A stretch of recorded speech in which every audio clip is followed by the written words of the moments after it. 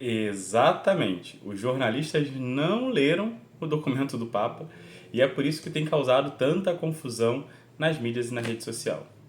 É, esse documento mesmo, o Dignidade Infinita, no qual o Papa vai falar sobre a dignidade humana. Bom, se bem que não é bem o Papa que está falando. Vamos começar corrigindo por aí, tá certo? Você deve estar acompanhando o movimento que se deu no mundo todo, nas redes sociais, nas grandes mídias, nos grandes jornais, sobre um texto que saiu publicado pela Congregação para a Doutrina da Fé, chamado Dignidade Infinita, né? Infinita Dignitatem, que é um texto que está comemorando ali os 75 anos da promulgação da Declaração Universal dos Direitos Humanos e que, de algum modo, pretende tornar pública e tornar conhecida a doutrina que a Igreja sempre sustentou acerca daquilo que ela entende ser a dignidade humana. E uma grande parte da mídia começou a dizer que o texto é uma vitória da ala conservadora da Igreja, que o texto está indo na contramão do que o Papa Francisco tem feito de reforma na Igreja, que inclusive viu alguns movimentos LGBT escrevendo declarações que o texto era uma afronta que promovia a transfobia. E a gente precisa discutir aquilo que o texto está dizendo, porque a maioria das pessoas que estão comentando o texto, de fato, não foram ler o texto. E aí eu quero partilhar com você um pouco a minha contribuição enquanto leitor desse texto, que vem de duas áreas de saber que podem ser complementares para a compreensão mais acurada desse texto, que é a filosofia e a teologia. Apesar do texto não dialogar só com essas áreas, dialogar com algumas outras também, eu acho que a gente pode, a partir delas, né, entender melhor o texto. Então, prazer, eu sou o professor Pedro Paulo, sou teólogo, filósofo, e estou aqui para esclarecer essas dúvidas que às vezes aparecem na nossa cabeça. Então, se esse tipo de assunto te interessa, me segue aqui nessa rede social, que vai ser um prazer a gente poder pensar alto, pensar juntos e pensar vida, pensar filosofia, pensar teologia, tá? Vamos lá. Primeira coisa que a gente precisa ter clareza. O objetivo desse texto é tornar sucinto, no único documento, aquilo que é o posicionamento da Igreja no magistério recente. Ou seja, o que os papas, sobretudo agora do século XX, do começo do século XXI, estão falando, estão dizendo acerca dos grandes movimentos sobre a dignidade humana. E esse documento nasce de um desejo de comemorar ali os avanços causados pela Declaração Universal dos Direitos Humanos. Então a gente precisa dividir esse documento em algumas partes para poder entendê-lo bem. A primeira parte do documento é justamente essa explicação, de onde é que esse documento está vindo. Isso vai ser seguida de uma parte mais filosófica, na qual o texto vai dar a entender o que é dignidade, o que o texto entende como dignidade. Para o texto, dignidade significa o valor intrínseco, ou seja, o valor próprio, o valor natural que os seres humanos têm. E essa dignidade vai ser dividida no texto em 4 tipos, né? Uma dignidade ontológica, que é aquela que deriva do próprio fato do ser humano. Então, o fato de eu ser humano, independente do que eu faça, independente de onde eu viva, independente dos meus erros, dos meus acertos, independente se eu sou um herói ou um criminoso, o fato de eu ser quem sou, é uma parte filosófica, por isso ontológica, né, derivada do meu próprio ser, me faz digno. Eu tenho um valor que é um valor natural da minha própria condição. O segundo tipo que vai ser elencado lá é a dignidade moral, que é uma consequência da minha dignidade ontológica. O fato de eu ser humano, então, portanto, uma pessoa dotada de liberdade, capacidade racional, me dá a dignidade da liberdade, a dignidade da escolha.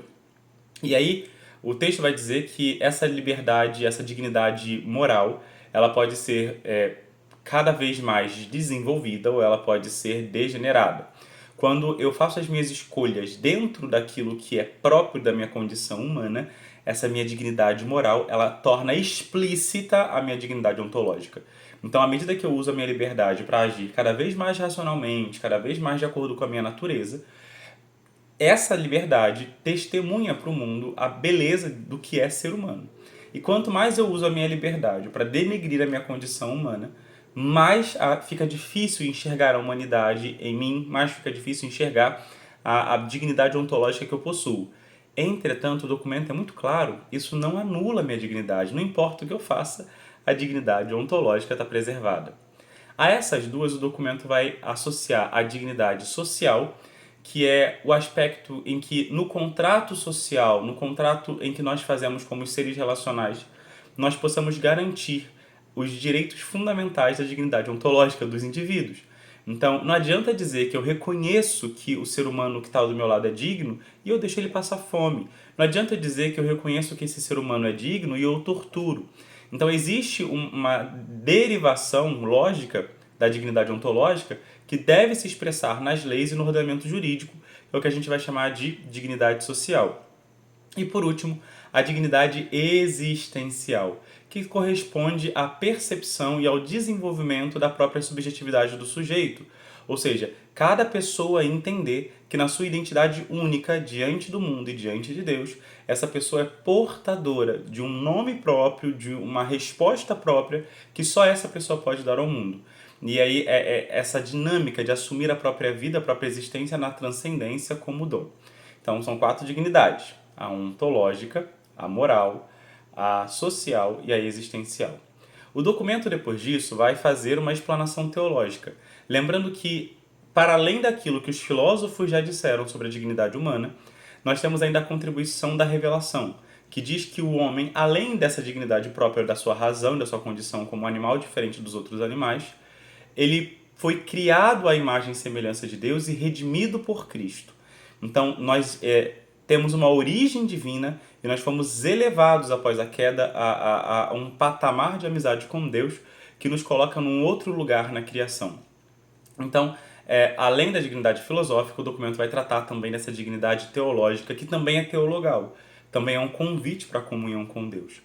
E após fazer essa antropologia teológica, após recordar que a dignidade ela não é um valor que pode ser dado por outra pessoa e, portanto, não é tirado por ninguém, esse valor promana da própria natureza humana e da vontade de Deus que essa natureza fosse racional, criada à sua imagem e semelhança, pessoal, redimida por Cristo com sua encarnação, vida, morte e ressurreição, dentro desse mistério que é a vida humana assumida pela divindade, o documento vai falar de algumas ofensas à dignidade humana. E é muito interessante porque eu imagino que a maioria das pessoas concordarão com a maior parte dos pontos levantados, que atenta contra a dignidade humana a fome, a pobreza, que atenta contra a dignidade humana a violência contra a mulher, e aí, se você quiser um termo menos complexo, a violência de gênero, que atenta contra a dignidade humana o tráfico de pessoas, que atenta contra a dignidade humana a própria guerra, não é? E aí o documento vai explicando por que esses lugares atentam contra a dignidade humana. Os pontos que deram polêmica foram que em algum momento do documento, lá na parte 4, ele diz que o aborto é um atentado à dignidade humana. E as pessoas elas estão tentando reivindicar um pseudo-direito a partir do aborto, e esquecendo que a premissa da igreja, desde sempre, é a premissa de que a vida humana é sagrada. E se a gente vai levar em consideração aquilo que Aristóteles já dizia, a partir do momento que o espermatozoide encontra o óvulo, forma uma célula-ovo com a identidade cromossômica própria, nós temos ali já uma outra vida humana que não é mais a mãe. Apesar de estar hospedada na mãe, não é mais a mãe. E, portanto, ali já começa uma outra história de direitos e de dignidade que depende da mãe, mas que não é a mãe. Portanto, o documento recorda que termos como interrupção da gravidez ou a pseudo-liberdade da mulher de decidir aquilo que ela faz sobre o próprio corpo não se traduzem em decisões sobre o feto, porque o feto já não é mais o corpo da mulher, né? É uma outra criança. Então, atentar contra ele é atentar contra a dignidade e é uma tentativa do Estado trair a sua própria natureza, uma vez que o Estado nasceu para proteger a vida e não para tirá-la, né? Nesse viés, também o documento fala da pena de morte, que é um atentado contra a vida humana naquilo que é a sua identidade ontológica de dignidade. Quer dizer, independente do que as pessoas façam, elas continuam sendo dignas, né, por si mesmas, apesar de terem feito talvez uma atrocidade. E aí, um outro tópico, e eu acho esse tópico muito genial, o documento fala da teoria de gênero. E aí, ele bota entre aspas, gender. Primeira coisa que é interessante é que o documento oficial da igreja chama de teoria de gênero e não mais ideologia de gênero, desfazendo essa hipótese criada pela extrema-direita no mundo todo de que o discurso científico sobre os gêneros não seria científico, ele seria só opinião. E aí o documento da igreja deixa claro que não é verdade, é uma teoria.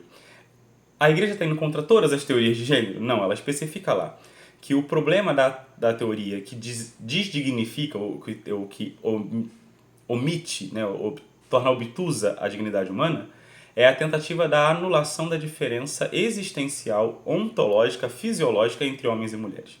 Então, para a igreja, a diferenciação macho e fêmea, a diferenciação homem e mulher, é uma diferenciação que precisa ser preservada. E a ideia de criar uma sociedade onde não exista mais marcadores de gênero e que a família seja destituída é uma ideia contra a qual a igreja vai se opor. É isso que está posto lá. Logo depois disso, a igreja vai dizer, né, que a cirurgia de transição de gênero, a cirurgia de redesignação sexual, ela é um atentado contra a dignidade humana. Por quê? Para a igreja, a dignidade humana ela tem a ver com a unidade indiscernível, né, e indeclinável da alma e do corpo. Então, a igreja teologicamente entende que o humano, a pessoa humana, é uma união indissolúvel entre corpo e alma. E que a anulação ou a mutilação do corpo é uma tentativa de desdignificar uma parte essencial do ser humano. A igreja está negando que existem pessoas que são transgênero? Não, a igreja não está negando isso. O que a igreja está propondo para essas pessoas que são os seus fiéis, não é? É que essas pessoas assumam a sua condição e ofertem a Deus o sacrifício de si mesmas, como todas as demais pessoas, a partir daquilo que são. Evidentemente, o texto fala isso, né? Que no caso das pessoas intersex, em que a redesignação de gênero, a correção de um órgão genital, etc., pode ser feita pela medicina, deve ser feita, mas que isso não deve ser uma decisão da livre vontade do sujeito. É isso que a igreja está dizendo. Não é porque eu posso me tornar alguém de outro sexo que eu devo me tornar alguém de outro sexo. Né? A proposta da igreja é que eu oferte a Deus o meu sacrifício de louvor, que eu oferte a Deus o meu sacrifício de adoração a partir deste lugar que Deus me deu e no qual Ele me colocou. A igreja está dizendo que as pessoas transexuais elas são indignas? Não, não é isso que a igreja está dizendo. Assim como a igreja não está dizendo que as pessoas pobres são indignas, é o primeiro tópico que está lá.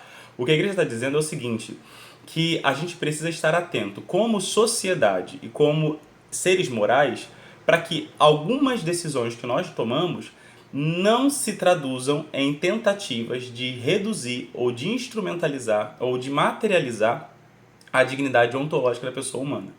Porque, em última instância, por exemplo, no caso do aborto, é transformar a vida e o direito à vida numa decisão arbitrária de sujeitos. Assim como a barriga de aluguel, né, a gravidez subrogada, é a tentativa de tornar a prole, né, a vida de uma criança, um produto material que pode ser consumido, comprado, adquirido na lógica capitalista da maneira que me agrada, privando essa criança daquilo que é um direito natural, que é o direito de ser concebida de modo natural. É isso que a igreja está apresentando, é isso que a igreja está propondo. Em relação às pessoas trans, a igreja está dizendo a mesma coisa. Não é porque a ciência pode fazer que a ciência deve fazer. Essa que é a questão. Então, existe um princípio bem teológico assim, né? E aí é um discurso para aqueles que creem. Nós cremos que Deus nos criou para o seu louvor e para a sua glória no seu amor. E que nesse amor com o qual nós fomos criados, Deus nos deu uma unidade de corpo e alma. E ainda que dentro da minha carne, dentro do meu corpo, dentro da minha psicologia, eu perceba, né, essa disforia, essa não concordância entre o meu mundo interior e o meu mundo fisiológico, eu sou chamado por Deus a ofertar a minha vida, a ofertar a minha existência dentro dessa realidade que me é dada. Então, não é porque a gente pode fazer que a gente deve fazer. A igreja está convidando a não realizar a cirurgia. Mas aqueles que fizeram, o que a igreja está dizendo? É proibido a violência contra essas pessoas, é proibida a violência verbal, é proibida a discriminação. Essas pessoas devem ser acolhidas, devem ser amadas, porque elas são filhas de Deus. Segundo a visão da igreja, segundo a nossa visão, aquilo que elas fizeram com o seu próprio corpo não é o que mais mostra a dignidade ontológica dos seres humanos. Porque a dignidade ontológica está nessa unicidade que nós temos e não no produto que nós podemos fazer de nós mesmos. Entretanto, independente do que façam na sua dignidade moral, na sua liberdade, essas pessoas jamais perderão sua dignidade ontológica e, portanto, devem ser amadas, respeitadas, protegidas e guardadas como filhas de Deus. A igreja está sendo coerente com seu ensinamento teológico e, ao mesmo tempo, proibindo que os homofóbicos, que os transfóbicos, se querem se dizer católicos, continuem com essas práticas de violência porque elas não correspondem ao ensinamento do magistério da igreja. que desde o catecismo, né, lá de 93, já estava exposto, né, deve-se evitar todo tipo de discriminação contra pessoas homossexuais, como tem sido recorrente nos pronunciamentos do magistério. A Igreja recorrentemente se opõe à ideia de violência contra as pessoas por sua orientação sexual, por sua condição sexual, por seu gênero, por sua raça, enfim. A Igreja se opõe a todo tipo de discriminação porque todos os homens, todas as mulheres são filhos de Deus independente daquilo que façam. Então, esse é um ponto importante. E para a gente poder encerrar, o documento termina com um apelo para que, em todas as condições, nós possamos reconhecer a dignidade ontológica das pessoas. Quer dizer, as pessoas são o que são, as pessoas são como são, e elas precisam ser acolhidas e amadas. Acolher e amar as pessoas não quer dizer acolher e amar os erros delas. Muitas vezes, o reconhecimento da dignidade ontológica da pessoa vai passar pela denúncia dos equívocos que essa pessoa comete. Então, assim, reconhecer a dignidade de um crime, de uma pessoa que cometeu crime, por exemplo, é reconhecer que, apesar de ter cometido um crime, essa pessoa tem direito à vida, tem direito a ser acolhida, tem direito a ser respeitada, porque, como filha de Deus, a gente tem a esperança de que, pela bondade e pelo amor, essa pessoa possa se arrepender dos seus erros e viver uma vida digna, né? Uma vida plena.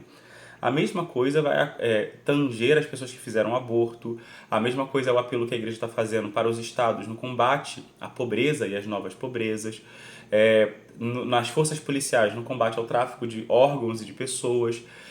A igreja está apelando para que aqueles que fazem violência contra as mulheres, né, se convertam e que as mulheres sejam protegidas.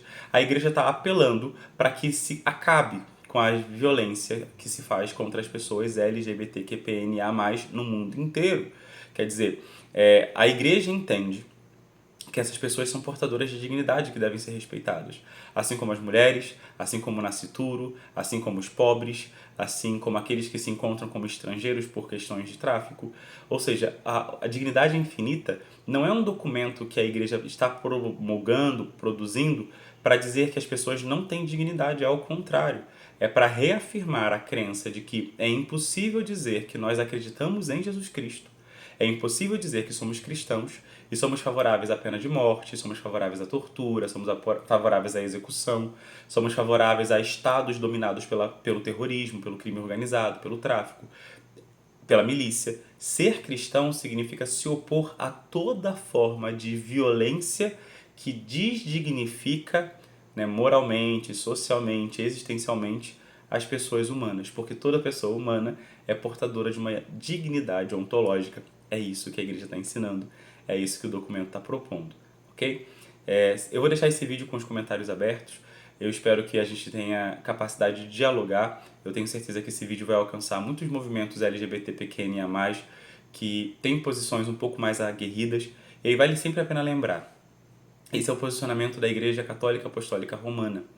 Se você é católico, você está entendendo o que a igreja está dizendo. E a igreja está dizendo que você é muito bem-vindo, que você é acolhido. Né? Para aqueles homossexuais, bissexuais, assexuais, que se sentem, né, chamados a isso, a igreja propõe o caminho da continência, mas a igreja está acolhendo, como sempre acolheu, aqueles que, diante das suas próprias condições e necessidades, não conseguem viver essa vida, são amados, são acolhidos, devem ser amados, devem ser acolhidos. Homens trans, mulheres trans, devem ser amados, devem ser acolhidos. Isso é o que a igreja está dizendo. Talvez alguns fiéis não façam isso, mas aí o problema está nesses fiéis, não está no discurso da igreja. E esses fiéis precisam de conversão, porque isso não é o que a igreja ensina, isso não é catolicismo. Ah, eu não concordo. Tudo bem. Essa é a orientação que a igreja está fazendo para os seus fiéis. Se você não é fiel católico, se você não está dentro dessa denominação e dessa sociedade, então não faz sentido esse debate entre nós, né? Porque isso é uma orientação interna, que a igreja está propondo que ilumine externamente. Quer dizer, a igreja está propondo que os estados, por exemplo, defendam as pessoas LGBTI, que elas não possam sofrer violência. É isso que a igreja está dizendo. Internamente, a igreja está proibindo que a violência aconteça, seja em que nível for. Externamente, a igreja está convidando o Estado a respeitar a dignidade das orientações sexuais da pessoa, a respeitar aqueles que passam fome, a não pensar um Estado liberal em que os deficientes, os idosos sejam executados. É isso que a igreja está propondo, tá certo?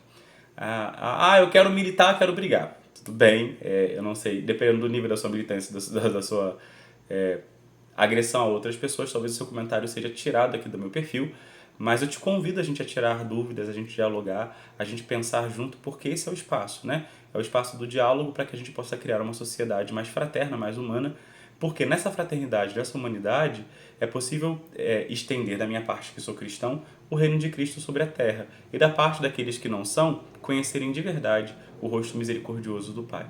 Tá? Então fica esse convite para o diálogo e, acima de tudo, o convite para ler o documento na íntegra, que está muito bom.